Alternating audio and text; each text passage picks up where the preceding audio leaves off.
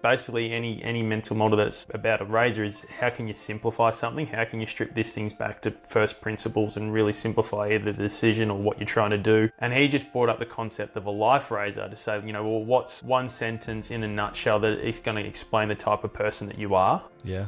And here's one which I thought was really profound, given where I'm at in my life, sounds really similar to him, but he said, I'm the type of person that coaches my son's football team, and I thought, oh, well, that's actually really interesting way to view things and to think about it. And I've sort of taken it in a couple of meetings that I've had the last few weeks with some new clients, and I've sort of said, well, if we were to think about this, what's one sentence that would explain the type of person that you are? So whenever you're thinking about a particular decision, you'd ask yourself, well, is this the type of person, that would do this?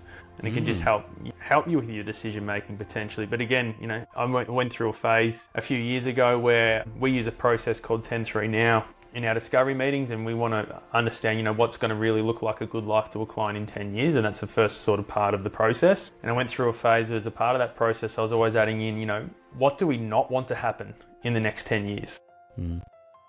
But then that's sort of been replaced now. The last few weeks I've been trialing, okay, well, what's your life razor? What's one sentence that's going to explain the type of person you are at this point in time? So I think, you can just, things chop and change, new ideas come and go. I think they're all really predicated on the timeless principles around, what's going to be a good life and how can we help people elicit that with, these simple frameworks.